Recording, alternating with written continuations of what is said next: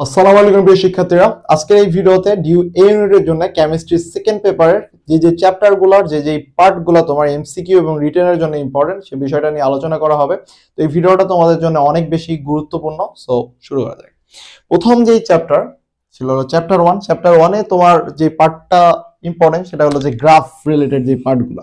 Graph related কোন ধরনের part? যেগুলো হচ্ছে তোমার পি বনাম ভি এর গ্রাফগুলা, তারপরে পি বনাম টি এর গ্রাফ, অর্থাৎ সমানুপাতিকের গ্রাফ কি ধরনের হতে পারে, ব্যস্তানুপাতিকের গ্রাফ কি ধরনের হতে পারে, এবং ভি পিভি বনাম ভি টাইপের যে গ্রাফগুলো আছে পিভি। তো এগুলো রিটেন এবং এমসিকিউ দুটার জন্যই কেন ইম্পর্টেন্ট? কারণ হচ্ছে রিটেনে এমনও হতে পারে যে তোমাকে কয়েকটা মান দিয়ে বললো যে তোমার হচ্ছে গ্রাফ আঁকো, যে পি বনাম ভি এর গ্রাফ আঁকো, পি বনাম টি এর গ্রাফ আঁকো, অথবা এই টাইপের কিছু দিতে পারে। তো এইগুলো হচ্ছে তোমার এমসিকিউর জন্য সব থেকে বেশি ইম্পর্টেন্ট এবং রিটেনের জন্যও ইম্পর্টেন্ট। এবং 6টা সূত্র, যে 6টা সূত্র আছে, যে হচ্ছে তোমার গ্রাহামের সূত্র, বয়েলের সূত্র, চার্লসের সূত্র, এই যে সূত্রগুলো, এবং সব থেকে বেশি ইম্পর্টেন্ট এগুলোর মধ্যে হচ্ছে গ্রাহামের সূত্র। গ্রাহামের সূত্র থেকে তুমি কোনো একটা মৌলের ব্যাপন হার বের করতে পারো, এবং ব্যাপন হার দুটা যৌগ ধরাও তোমাকে দেওয়া আছে, বললো যে নিচের কোন দুটা যৌগের মধ্যে হচ্ছে তুলনা করো, বলতেই পারে যে তুলনা করো হচ্ছে এদের ব্যাপন হার তুলনা করো, অথবা তোমার এমসিকিউ এর মধ্যে দেয় যে হচ্ছে নিচের কোনটির ব্যাপন হার বেশি। তো সেই ক্ষেত্রে গ্রাহামের সূত্রটা কি বলে? গ্রাহামের সূত্র বলে আর সমানুপাতিক 1/√m, তাই তো? আর সমানুপাতিক 1/√m, তার মানে কোনো একটা যৌগের যত বেশি ভর হবে তার ব্যাপন হার তত বেশি কম হবে। তার মানে তোমাকে যদি অপশন দেয় hydrogen, carbon dioxide, chlorine, oxygen, এদের মধ্যে বললো যে হচ্ছে চুজ করো যে ক্লোরিন, অক্সিজেন, কার্বন ডাইঅক্সাইড এবং হাইড্রোজেন, এদের মধ্যে বললো যে কোনটার ব্যাপন হার সর্বাধিক। তো যার ভর কম তার ব্যাপন হার সর্বাধিক, অর্থাৎ হাইড্রোজেনের ভর কত? 2 গ্রাম, তার মানে হাইড্রোজেনের ব্যাপন হার হবে সর্বাধিক। তো এই টাইপের যে ম্যাথগুলো আছে, এর বাইরে হচ্ছে পিভি ইকুয়াল এনআরটি, আদর্শ গ্যাস ধ্রুবকের যে সমীকরণের ম্যাথগুলো আছে, এবং P1 V1 equal P2 V2, এক্ষেত্রে যে শর্টকাট ছোটখাটো ম্যাথগুলো আছে, এই ম্যাথগুলো অবশ্যই দেখবা। এবং এই 6টা সূত্র নিয়ে তুমি যে কাজটা করবা, বইয়ের মধ্যে দেখবা যে বেশ কয়েকটা ম্যাথ আছে, তুমি 2-4টা করে ম্যাথ করবা এবং চলে যাও। এবং কোশ্চেন ব্যাংক তো অবশ্যই করতে হবে, এবং কোশ্চেন ব্যাংক খুললেই দেখবা অসংখ্য টাইপের এখান থেকেই 6টা সূত্র থেকে অসংখ্য ম্যাথ আছে। এবং এরপরে তোমাকে সিআরএমএস ই এবং সিআরএমএস বের করা, কিভাবে সিআরএমএস বের করতে হয় এবং কিভাবে গতিশক্তি বের করতে হয় এটা তোমার বের করতে হবে। প্লাস এখান থেকে তোমার হচ্ছে যে সম্পর্ক রিলেটেড, যে কোনটা বাড়লে কোনটা কমতেছে, যেমন সিআরএমএস ইকুয়াল হচ্ছে √3RT/m। তো সেই ক্ষেত্রে কোন একটা মৌলের ভর বাড়লে সিআরএমএস কিন্তু কমতেছে, আবার টেম্পারেচার বাড়াইলে সিআরএমএস বাড়তেছে। অর্থাৎ একই দুটা যৌগ যদি একই টেম্পারেচারে থাকে, সেই ক্ষেত্রে হচ্ছে তুমি ভর ক্যালকুলেশন করবা। আবার যদি সেম যৌগ হয়, সেম যৌগের ক্ষেত্রে যদি টেম্পারেচার আলাদা থাকে, তো যেটা টেম্পারেচার বেশি তার তোমার হচ্ছে সিআরএমএস বেগও বেশি হবে। এই তো এবার হলো এসিডের থিওরি যেগুলো আছে, 3টা থিওরি আছে না, লুইসেরটা সবথেকে বেশি ইম্পর্টেন্ট।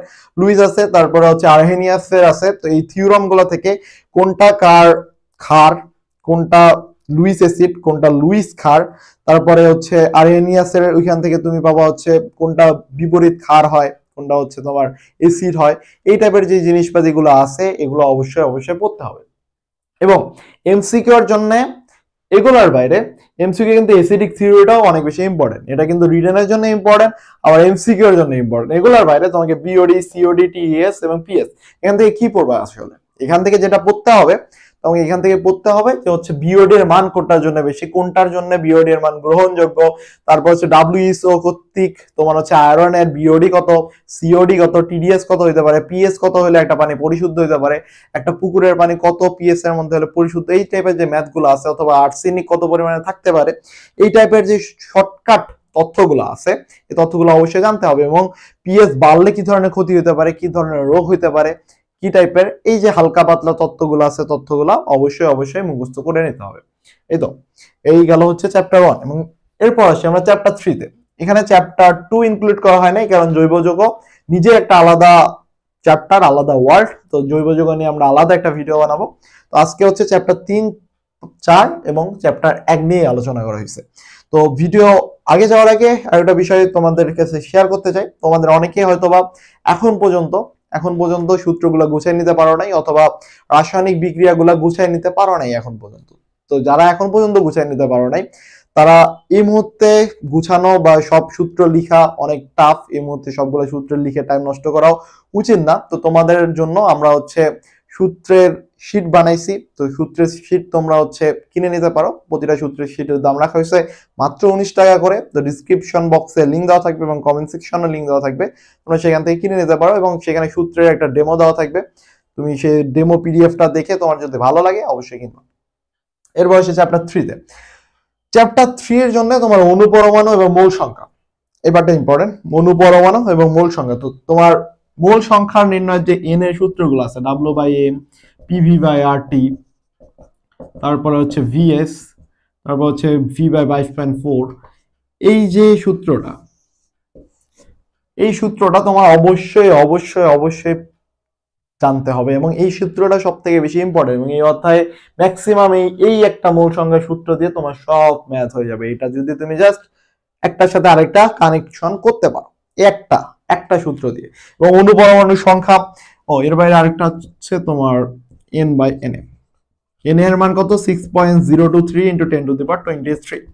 এই তো এই সূত্রটা অবশ্যই অবশ্যই মাস্ট বি লিখে রাখবা। এই সূত্রটা সব থেকে বেশি ইম্পর্টেন্ট একটা সূত্র এবং এই সূত্রটা দিয়ে তুমি অনুপরমাণু সংখ্যা, মূল সংখ্যা সবকিছু বের করতে পারবো, সবকিছু ক্যালকুলেশন করতে পারবো জাস্ট একটা সূত্র দিয়ে। এরপর আসি মোলারিটি।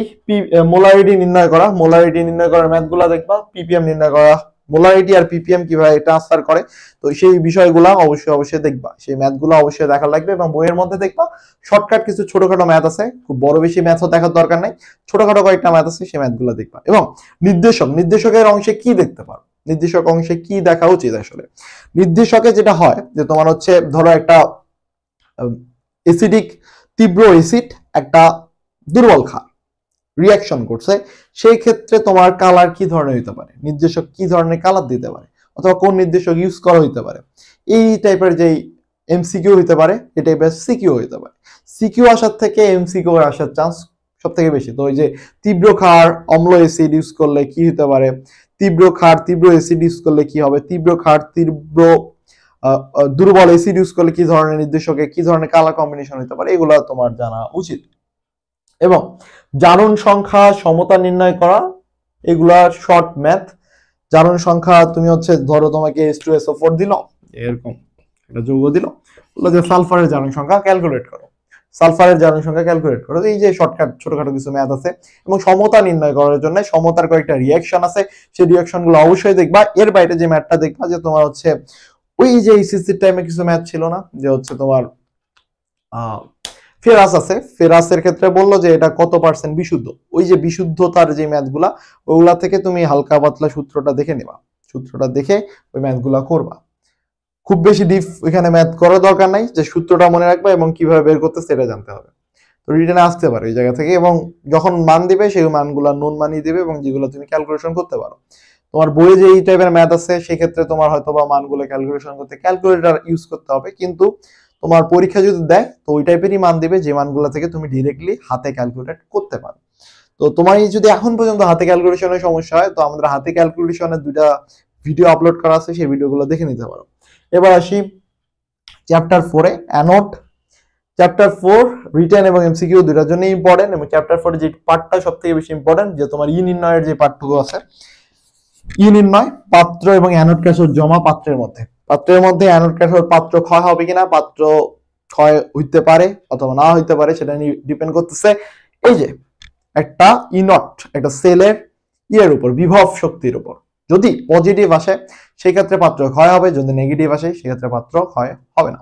এই যে ম্যাথগুলা, এই ম্যাথগুলা ছোটখাটো যে ম্যাথগুলা, এগুলো অবশ্যই দেখবা। এবং এই জায়গা থেকে এমসিকিউ আসার চান্স আছে এবং রিটেনও আসার চান্স আছে।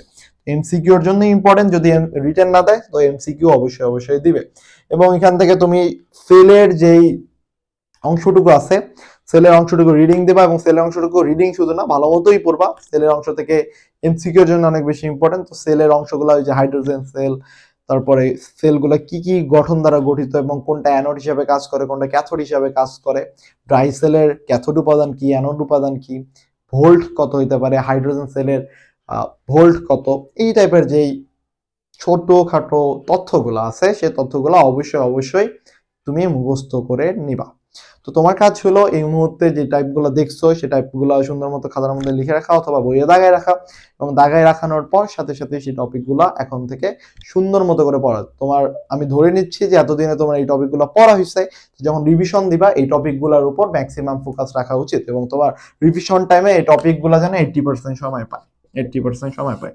এবং এগুলো পড়ার বাইরে তোমাকে অবশ্যই কোশ্চেন ব্যাংকটা বারবার পড়তে হবে, কোশ্চেন ব্যাংকটা বারবার সলভ করা দরকার এই মুহূর্তে। যতবার বেশি, যত পারো বেশি, তত বেশি তোমার হচ্ছে কোশ্চেন ব্যাংক সলভ করতে হবে। প্লাস তোমাকে এই মুহূর্তে এক্সাম প্রতিদিন দিতে হবে 2 থেকে 3টা করে, 2 থেকে 3টা করে এক্সাম দেওয়ার চেষ্টা করো। যে অধ্যায় পড়তেছো, যে অধ্যায় পড়া শেষ হচ্ছে সাথে সাথে এক্সাম দাও, অনলাইনে অফলাইনে যে কোনো জায়গায় এক্সাম দাও, বাট রেগুলার 2 থেকে 3টা করে এক্সাম দেওয়ার অভ্যাস তৈরি করো।